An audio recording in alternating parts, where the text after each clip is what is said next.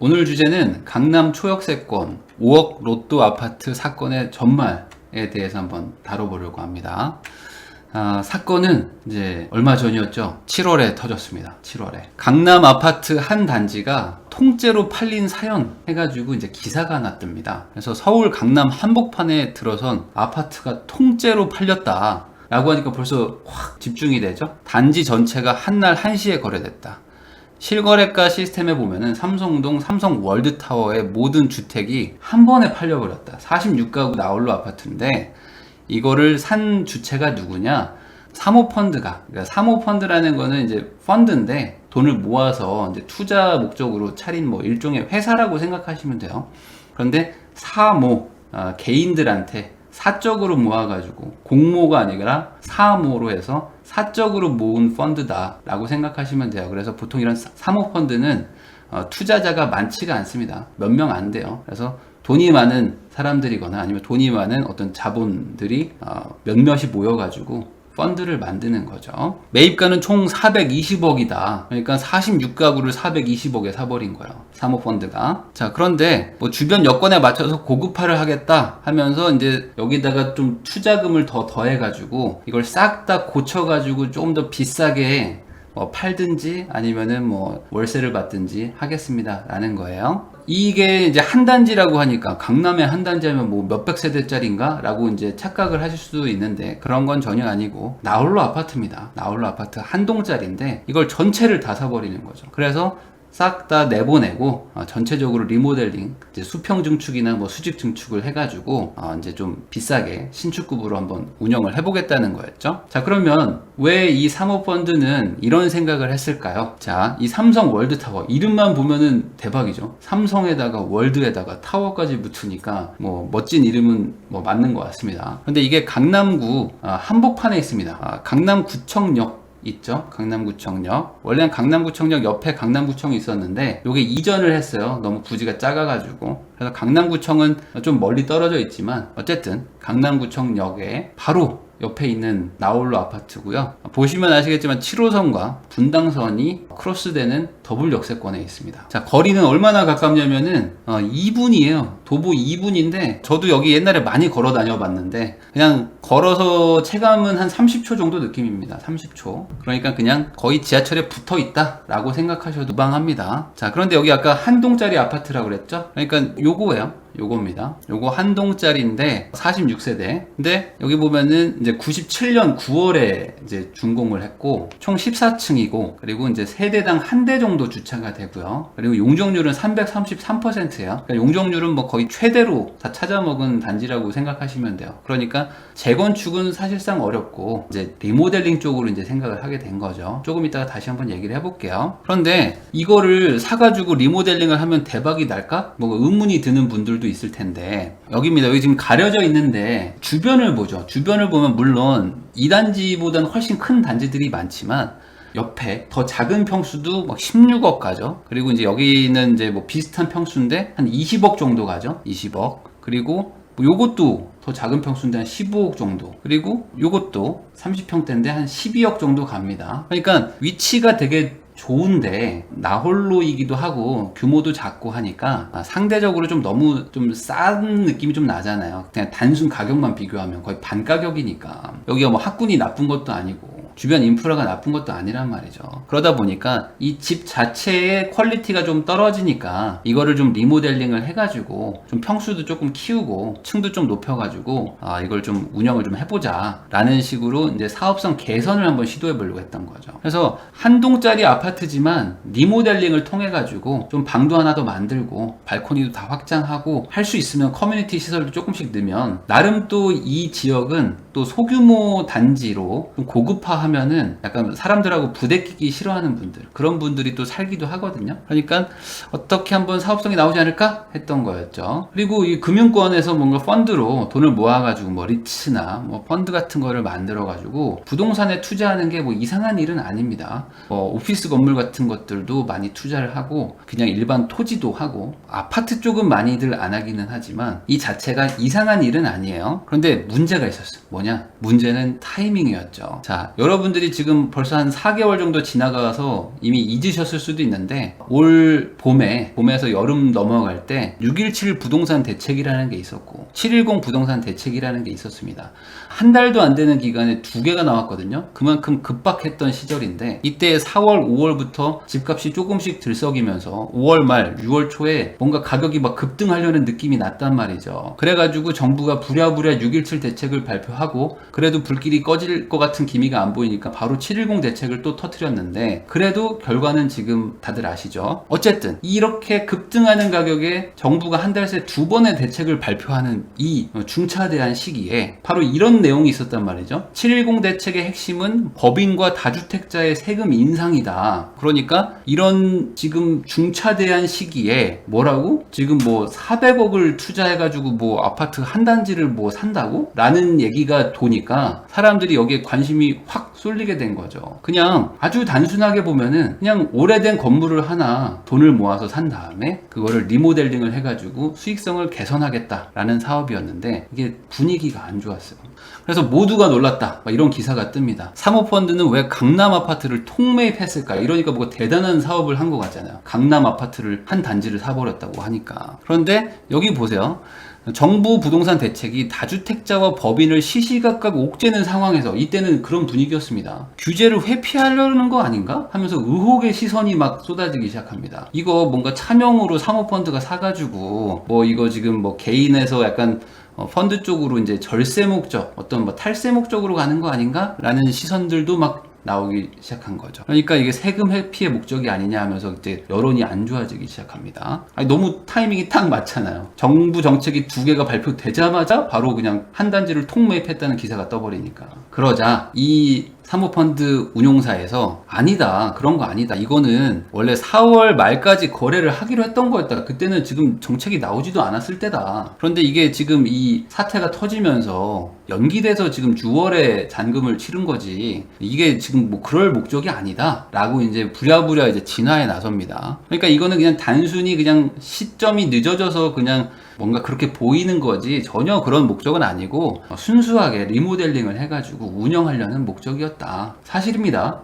그런데 그때 기사가 하나 더 나와. 뭐냐? 불에다가 기름을 부었달까? 사모펀드가 400억에 통째로 강남 아파트를 샀는데 그 46채가 알고 봤더니 주인이 한 명이었다는 거야. 그러니까 이제 사람들이 더 열받습니다. 뭐? 이런 시국에 46채? 근데 주인이 한 명? 그런데 이런 기사도 나와요. 뭐냐? 이걸 통째로 다 팔았잖아요, 이분은. 근데 다주택을 다 팔으라고 하지 않았냐. 거기다가 이게 지금 양도세나 뭐 종부세나 이런 게 계속 올라가니까 정부 시책에 맞춰가지고 판 거다. 아니, 내가 이거를 옛날에 땅을 이제 가지고 있어가지고 여기다가 이걸 내가 지었고 이걸 지어가지고 내가 여기다가 임대사업을 하고 있었다. 97년에 준공이 됐죠. 그러니까 이제 다들 잊으셨겠지만 IMF 때입니다. 이거 준공하고 IMF가 터진 거예요. 그리고 금융위기도 터졌었죠. 그러니까 이분 입장에서는 진짜 힘든 시기를 다 겪으신 거예요. 부동산에서 안 좋았던 시기들을 다 겪으셨는데 어쨌든 그런 거를 다 극복하고 지금까지 끌고 왔는데 아니, 내가 파는 게 뭐가 문제냐? 라는 거죠. 내가 나이도 많고 이제 정리를 할 때도 됐는데 그래서 이렇게 사업하겠다는 사람이 있어가지고 팔았다. 그러니까 사람들이 이제 막 열받아. 막 싸웁니다, 인터넷에서.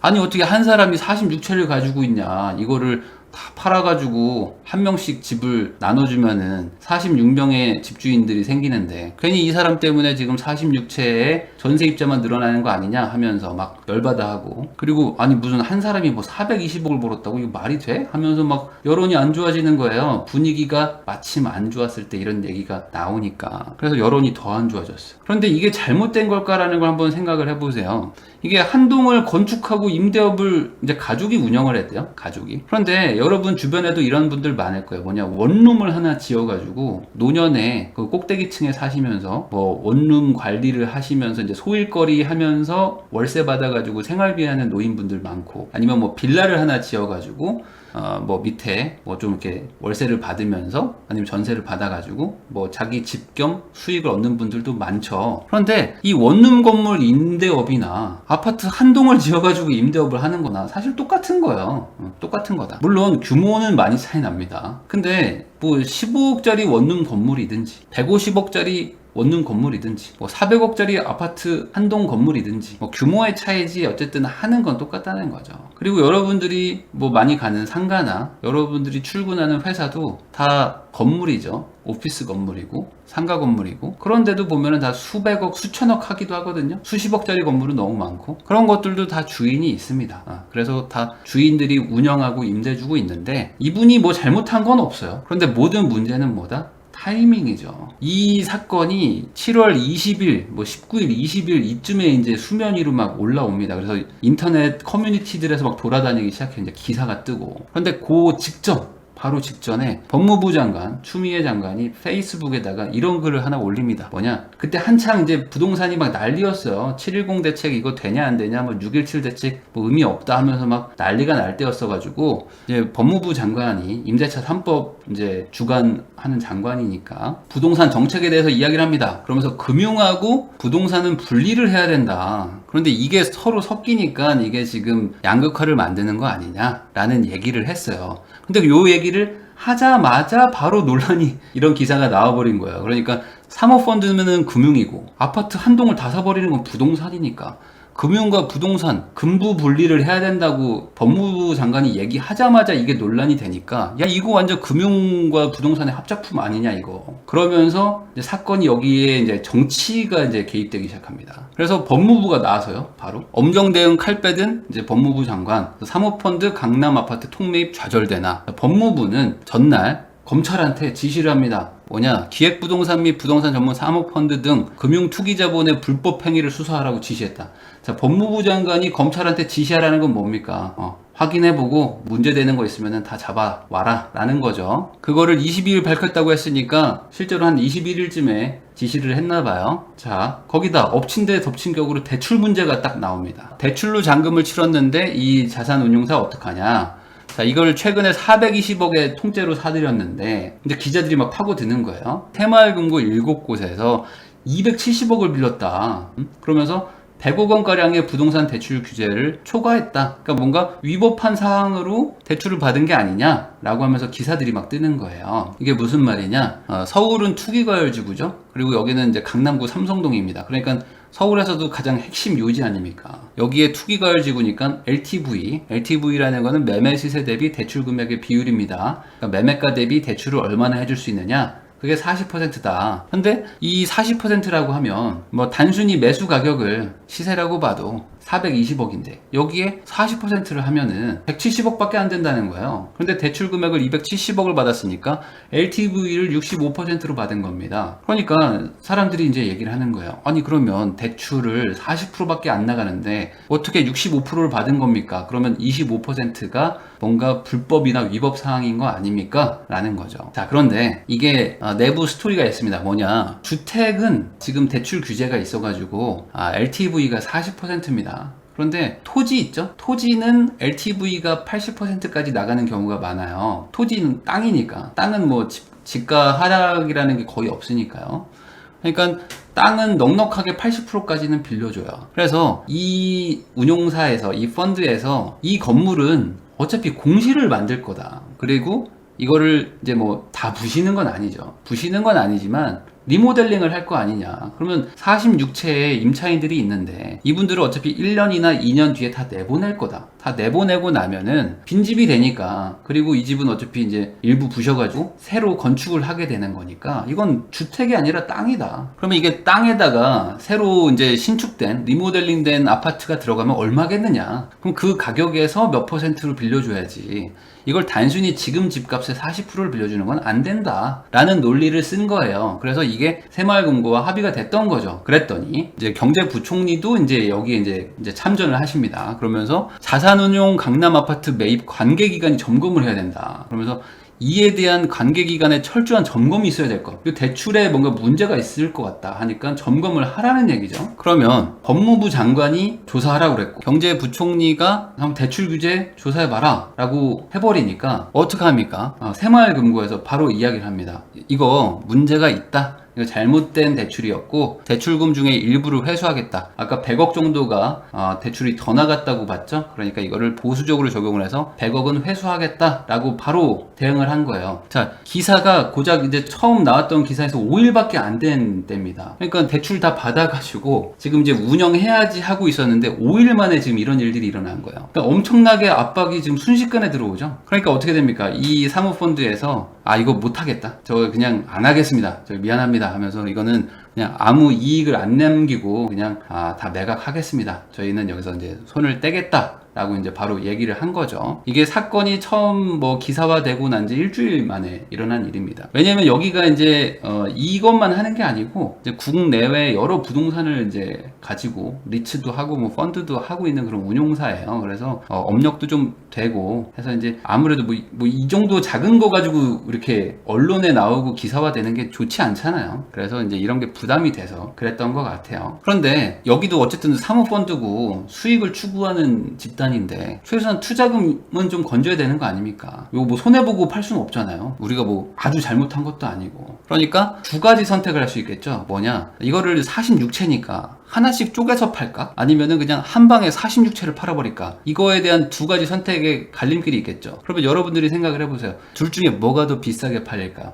어차피 팔 건데 팔긴 팔아야 되는데 팔기 쉬우면서도 손해를 보지 않아야 되잖아요. 그러면 따로 하나하나 파는 것보다는 통매각이 더 쉽지 않을까? 통매각이 더 좋지 않을까? 라고 판단을 한단 말이죠. 그래서 여기는 통매각을 추진합니다. 그런데 문제가 하나 있죠. 뭐냐? 바로 이 동네는 삼성동이라는 거야. 삼성동. 인터넷에서 잠삼대청 이렇게 하면서 지금 토지거래 허가구역 이런 얘기가 나오는데 여러분들이 다들 까먹으셨을 거예요. 올해 봄에 있었던 일입니다. 이 잠삼대청 이 4개 동은 구청장한테 허락받고 집을 사라. 그리고 여기는 임차 목적으로, 그러니까 집을 전세나 월세 줄 목적으로 갭 투자는 못한다 라고 토지거래 허가구역으로 묶여있는 동네예요. 근데 여기 있죠. 이 삼성 월드타운은 여기 있어. 그러니까 이거를 팔아야 되는데 구청장 허락을 받아야 돼. 그러니까 이거 골치 아프다 이거. 그리고 통매각을 하려는데 이거 누가 사지? 이제 골치 아파지는 겁니다. 그래서 이 자산운용사가 이제 이 규제가 탁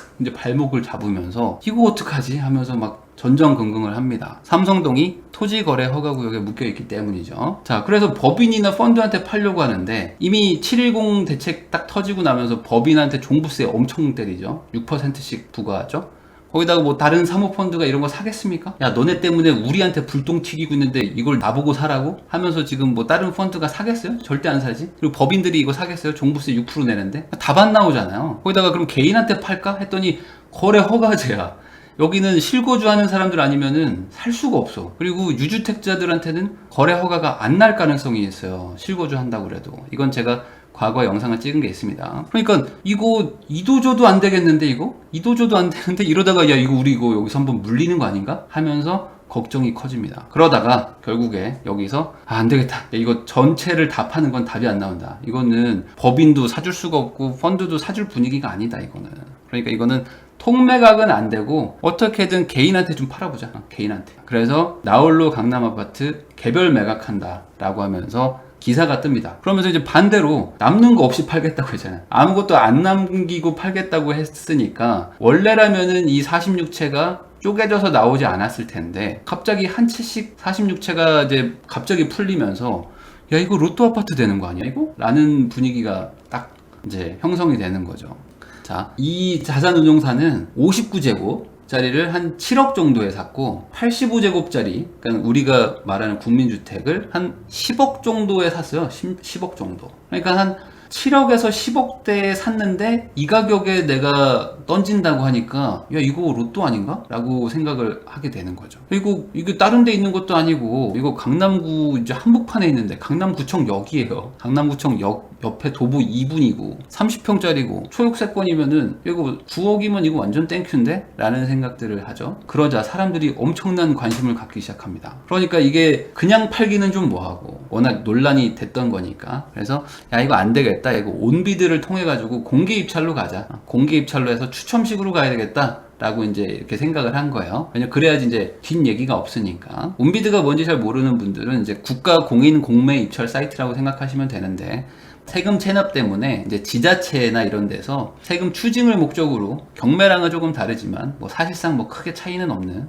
세금으로 원인이 돼서 경매로 나오는 뭐 그런 물건이라고 생각하시면 돼요. 근데 그거를 입찰할 수 있는 사이트인데 꼭 뭐 세금 체납뿐만 아니라 그냥 일반 매매 공개 입찰할 때도 씁니다. 그래서 그냥 온비드를 통해 가지고 팔겠습니다 라고 간 거죠. 그런데 가격이 살짝 조금 더 붙어. 무슨 얘기냐, 이익 없이 판다고 그랬더니 가격이 조금 더 붙네요 라는 기사가 뜹니다. 왜 그러냐, 이 사모펀드도 그동안 이거 투자를 하면서 대출도 받았죠. 거기다가 뭐 취득세도 들어갔을 거고 뭐 이거저거 잡비들이 들어갔을 거 아닙니까. 자기들 그 사업하는 사업 비용이 들었을 텐데 그런 거를 안 붙일 수는 없잖아요. 뭐 내가 지금 파는 것도 억울한데. 그러니까 그것까지 조금 붙였어요. 조금 붙여가지고 취득가에서 약간 한 10% 정도는 좀 치는 느낌.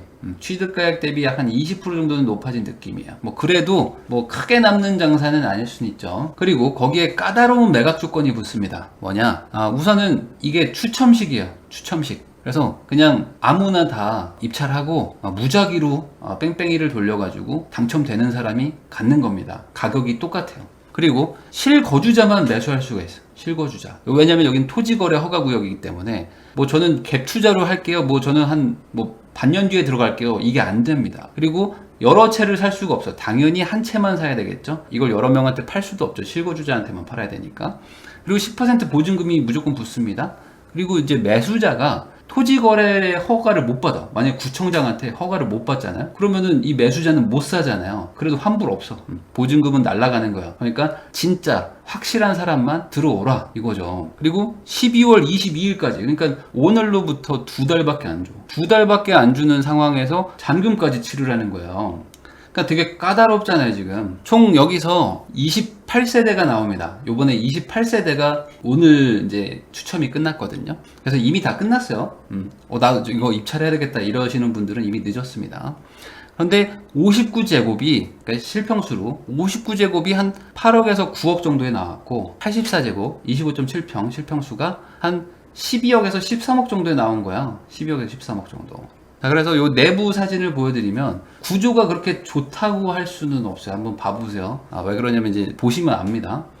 이제 엘리베이터 나와가지고 들어가면은 이제 주방 하나 있고, 그리고 안에 들어가면 이제 거실이 하나 있고, 방 하나 있어. 그래서 이게 전용은 18평 정도 되는데 구조 자체가 요즘 스타일이 아니죠. 요즘 스타일이 아니야. 화장실 하나 있고, 그리고 이제 한 9억 정도 하는 거예요. 요 사이즈가. 그리고 96A 타입, 요것도 전용이 25.7평 정도인데, 요게 한 12억에서 13억 정도에 지금 요번에 나왔거든요. 근데 요것도 구조를 보면은 방이 2개야. 방 2개고 거실하고 주방 이렇게 빠집니다. 근데 발코니는 좀 크죠. 그러니까 이게 구조가 좀 이상하잖아요. 요즘 스타일은 아니잖아요. 그러니까 이걸 사서 리모델링을 싹 하면 괜찮을 수 있는데 이 구조는 조금 우리가 선호하는 그런 타입은 아니란 말이죠. 평수 자체는 큽니다. 방이 2개여서 그렇지. 그리고 조금 인기 있을 만한 구조가 이겁니다. 95C. 이것도 똑같은 평수인데 구조가 좀 다르죠. 그래서 방 2개고 거실이 조금 더 커. 거실이 조금 더 큰 상태고 발코니도 이렇게 돼 있으니까 뭐 확장을 하거나 이렇게 하면은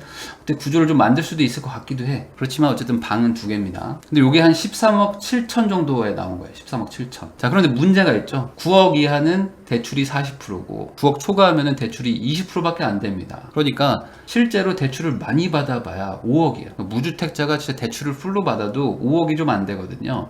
그리고 아까 뭐였죠? 실거주까지 해야 돼, 이 집에. 실거주까지 해야 되는 집이고 대출이 4억 5억밖에 안 나오니까 실제 내 돈이 거의 9억이 들어가는 거예요. 9억. 현금 9억이 필요해. 그러면 아니 요즘 같은 분위기에 현금 9억 있는 사람이 어딨어. 이거 당첨됐다가 토지거래 허가 못 받으면은 보증금 날라가는데 이거 될까? 라고 사람들이 생각을 했는데 결과는 23년 된 삼성동 나홀로 아파트 줍줍에 4,000명이 모였습니다. 4,000명. 그래가지고 아까 조금 구조 괜찮았었던 거 있었죠? 구조가 괜찮았던 거에 300명이 모입니다. 300명이. 4채를 파는데 300명이 모여요. 그러니까 엄청나게 높게 오죠. 그리고 뭐 해당 단지는 뭐 시세 대비 뭐 최대 5억 이상 싸다고 하는데 뭐 이 정도까지는 아니라고 저는 생각하지만 어찌됐든 지금 현금 9억을 2달 안에 늘 수 있는 최소 9억, 최대 한 12억, 13억 정도를 늘 수 있는 사람들이 4,000명이 몰립니다. 강남의 나홀로 아파트 23년 된 거 분양받겠다고. 그리고 평균 경쟁률은 146대 1입니다.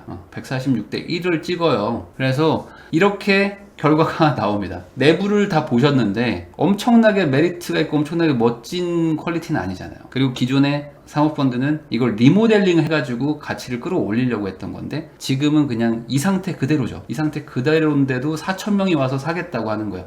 이게 허수다? 라고 생각하는 분들이 있을 수도 있는데 제가 걱정하는 거는 이거예요. 뭐냐, 이 집은 전세를 못 줘요. 아까 말했죠? 토지거래 허가구역 내에 있어서 전세 주면은 바로 그냥 벌금 받거나 징역형입니다. 그리고 매각도 못해요. 이거 매각하면은 벌금형과 징역형입니다. 그러니까 이거는 무조건 실거주해야 돼요. 무조건 실거주야. 그리고 잔금을 못 내는데 그냥 한번 걸어볼까? 하는 사람이 있지 않았을까라고 생각하실 수 있는데 이거 잔금 못 내면 그냥 계약금 날라가요. 막 1억 날라갑니다. 그런데 여기다가 허수들이 이거에 참가를 했다? 그럴 가능성은 거의 없겠죠.